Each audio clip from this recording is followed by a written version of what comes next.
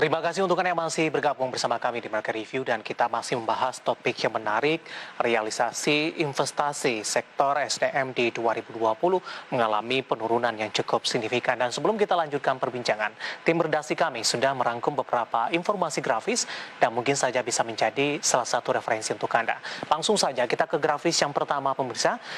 Realisasi investasi sektor SDM dari 2015 sampai dengan 2021 ini, di mana untuk 2021 ini sumbernya dari Kementerian SDM yang baru saja dirilis pemirsa di 2015 di 33,5 miliar dolar Amerika Serikat, kemudian 2016 dan 2017 ini cenderung mengalami penurunan. Di 2018 ini kembali naik di 32,9 miliar dolar Amerika Serikat. Di 2019 ini kembali mengalami penurunan ini. Sementara di 2020 akibat pandemi, tadi juga berbagai faktor lainnya dari harga komoditas ini ternyata mengalami penurunan yang cukup dalam di 24,4 miliar dolar Amerika Serikat. Sementara di 2021 ini mungkin dari proyeksi Kementerian SDM di 36,4 miliar dolar Amerika Serikat. Dari proyeksi 2021 tampaknya Kementerian SDM cukup optimis ini untuk realisasi investasi sektor SDM dengan harapan perbaikan ekonomi, kemudian juga pandemi COVID-19 lebih terkendali ke depannya. Kita beralih ke grafis selanjutnya. Kita akan coba lihat seperti apa realisasi pada subsektor SDM di tahun 2020. Dapat Anda saksikan juga di layar televisi Anda, pemirsa. EBTKE ini 1,4 miliar dolar, Minerba 3,9 miliar dolar, kelistrikan di 7 miliar dolar Amerika Serikat, migas di 12,1 miliar dolar Amerika Serikat. EBTKE ini menduduki posisi terendah pemirsa, di mana total investasi secara keseluruhan di 24,4 miliar dolar Amerika Serikat. Kita beralih ke grafis selanjutnya. Kita akan coba lihat 5 besar realisasi investasi PMDN berdasarkan sektor di triwulan ketiga di 2020. Dapat Anda saksikan juga di layar televisi Anda. Konstruksi ini memimpin atau paling besar di 23 triliun rupiah, diikuti oleh transportasi, gudang, dan telekomunikasi. Sementara industri kimia dan farmasi ini menduduki posisi yang paling rendah pemirsa. Kita beralih ke grafis selanjutnya, kita akan coba lihat juga 5 besar realisasi investasi PMA berdasarkan sektor.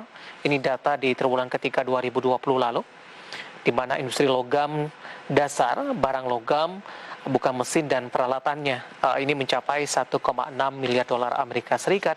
Sementara industri kimia dan farmasi, perumahan kawasan industri dan perkantoran sama-sama mencapai di 0,6 miliar dolar Amerika Serikat. Ya, kita lanjutkan kembali perbincangan bersama dengan Bapak Mamit Setiawan, Direktur Eksekutif Energi Watch, dan juga kita masih berbincang bersama dengan Bapak Moshe Rizal, Sekjen dari Aspermigas. Pak Moshe, Pak Mamit, kita lanjutkan kembali. Saya ke Pak Mamit terlebih dahulu. Pak Mamit, secara keseluruhan, Indonesia masih menarik tidak Pak untuk dari investasi migas ini, terlepas dari penurunan yang terjadi di 2020? Pak Mamit. Ya, saya kira kita ini masih menarik ya. Indonesia adalah negara yang kaya akan sumber daya alam, di mana migas adalah salah satu hal yang sangat menarik sekali, di mana kita masih punya potensi yang cukup besar.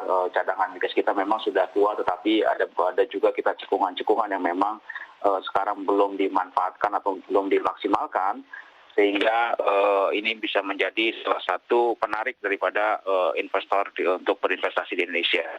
Oleh karena itu, keterbukaan data harus diberikan selebar-lebarnya, semaksimal mungkin kepada calon investor kita, sehingga teman-teman daripada investor ini bisa melakukan perhitungan apakah memang masih ekonomis atau tidak untuk berinvestasi di Indonesia. Saya kira kita punya potensi besar untuk sektor migas, apalagi gas kita pun juga cukup besar, yang disampaikan oleh Pak Bus. Ini saya kira menjadi salah satu faktor yang akan menarik investasi kita. Apalagi saat ini penduduk kita adalah penduduk yang cukup besar ya, jumlah penduduk kita cukup besar, dan ini menjadi salah satu market yang memang bisa kedepannya bisa dipergunakan oleh para investor kita. Jadi saya kira ini kita masih cukup menarik dan atraktif. Memang butuh effort lebih lah ya, sehingga kita bisa benar-benar kembali ataupun target yang dicanangkan oleh Kementerian SDM tahun 2021 ini bisa tercapai, apalagi dengan harga minyak yang memang sekarang sudah mulai naik, harga batu bara juga sudah mulai naik ya kan, jadi harga komoditas sudah mulai mengalami kenaikan dan ini menjadi salah satu peluang sebenarnya ke depan untuk investasi di sektor SDM maupun di sektor migas, apalagi tadi terutama untuk di SDM dengan adanya nikel yang memang ke depan dengan adanya shifting energi dengan lebih banyak electric vehicle, ini menjadi peluang yang sangat besar untuk melakukan investasi di sektor SDM maupun di sektor migas kita nanti ke depannya, Mas. Tapi untuk energi terbarukan dan low carbon emission, apakah ini menjadi tantangan tersendiri untuk migas dalam jangka panjang, Pak Mamit? Oh ya pasti, karena kan kalau kita tahu saat ini kan memang shifting energi ini sudah mulai berjalan ya. Kita ini terikat dengan komitmen COP21 pada saat Paris Agreement kemarin. Tapi memang ini tidak bisa langsung serta-merta kita bisa implementasikan karena memang ini butuh proses. Saat ini pemerintah pun untuk terkait dengan undang-undang energi terbarukan sedang menggodok undang-undang EBT yang dapat juga tahun ini bisa selesai dan ini bisa menjadi salah satu istilahnya salah satu poin utama juga untuk melakukan investasi di sektor energi baru dan terbarukan ke depannya. Selain itu juga saat ini kan pemerintah juga sedang dan Pertamina sedang menggerakkan yang namanya program Langit Biru di mana hari ini kita mengharapkan masyarakat kita untuk menggunakan bahan bakar dengan RON yang lebih tinggi, di mana premium diharapkan bisa ditinggalkan. Ini adalah salah satu upaya kita ataupun komitmen dari pemerintah dalam menjalankan daripada Paris Agreement tersebut. Dan ini memang ke depan menjadi tantangan tersendiri untuk industri migas kita karena shifting energi ini akan sangat mempengaruhi sekali ke depannya. Tapi ini jangka panjang sekali saya kira. Okay. Apalagi Pertamina pun dengan program RDMP maupun GRR-nya nanti ke depan akan terintegrasi dengan petrokimia karena memang shifting ini akan segera berjalan mau tidak mau harus dijalani gitu kan ya. Hingga bagaimana kesiapan Pertamina maupun PLN dalam menghadapi ataupun BUMN yang lain ataupun investor lokal ataupun pengusaha swasta ke depan kita dalam bisa berpartisipasi dalam rangka shifting energi ke depan. Ini jelas menjadi satu tantangan tersendiri lah untuk teman-teman Asper Migas terutama juga untuk teman-teman yang di K3S bagaimana supaya ke depan migas kita masih bisa tetap eksis dan tetap ada ya. Karena tapi saya kira tetap akan ada karena apapun yang kita pakai saat ini semuanya berasal dari minyak. Baju kita pun ini pun berasal dari petrokimia dari minyak. Apapun barang-barang yang kita pakai ini semuanya rata-rata dari crude oil yang dirubah menjadi petrokimia. Jadi jangan takut industri migas tetap akan ada dan tetap mampu bersaing ke depannya. Ya, saya coba tanya ke Pak Moshe nih, Pak Mamin. Pak Moshe, bagaimana Asper Migas melihat tantangan yang sudah baru saja kita bahas tadi, Pak, terutama untuk energi baru terbarukan, terutama dalam mengambil keputusan investasi, terutama lebih kepada arah jangka panjang, Pak Moshe? Ya, saya setuju banget dengan Pak Mamit, 100%. Ya, migas ini masih diperlukan masih jangka panjang ya. Energi baru terbarukan memang sudah mulai banyak perusahaan sudah melakukan transisi ke energi baru terbarukan. Tapi memang migas itu potensi migas dan juga tadi sebenarnya lebih dari 50% dari penggunaan minyak itu adalah bukan untuk bahan bakar justru, untuk everyday goods.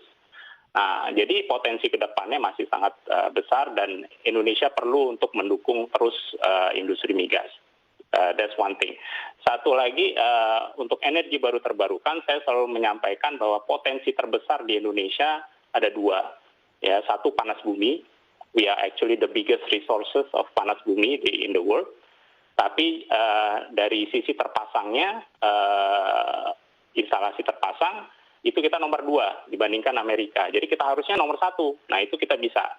Nah, kedua adalah solar, ya, matahari, karena kita di negara tropis. Nah, 2 itu yang kita bisa push untuk meningkatkan tadi, karena electric vehicle sudah mulai, tapi mulainya memang juga tadi setuju dengan Pak Mamit, masih lama kok. Tenang aja, bensin itu masih akan terus dipakai, jadi jangan kita akhirnya lengah, nggak mau buat kilang minyak, karena kilang minyak ini multiplier efeknya juga banyak.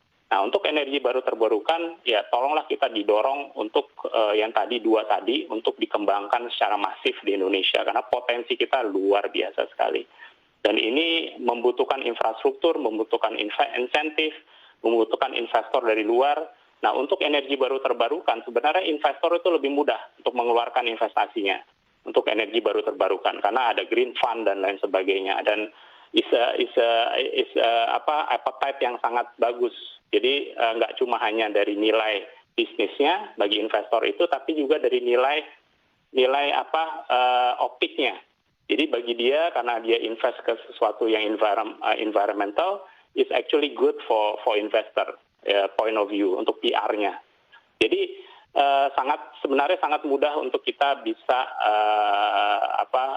menarik investasi apalagi di sisi energi baru terbarukan. Cuma hanya bagaimana kita menawarkan investasinya, itu kuncinya. Yang penting bagi investor adalah kepastian investasi, kepastian hukum. Dua itu bisa dipenuhi oleh Indonesia, itu akan mudah sekali investor untuk masuk ke Indonesia. Baik, dari sisi potensi sumber daya kita sudah cukup besar begitu, Pak Moshe. Ya, betul. Baik, betul. Pak Moshe, Pak Mamit, terima kasih sudah bergabung bersama kami di Market Review. Sehat selalu dan semoga yang kita bahas bisa menjadi referensi bagi pemirsa IDX Channel. Terima kasih Pak Mamit, Pak Moshe, sehat selalu Pak. Terima kasih. Baik, terima kasih. Ada Bapak Mamit Setiawan, Direktur Eksekutif Energi Watch, dan juga ada Bapak Moshe Rizal, Sekjen dari Aspermigas. Dan tetap di tempat Anda karena setelah ini Market Review akan segera kembali dengan topik yang berbeda.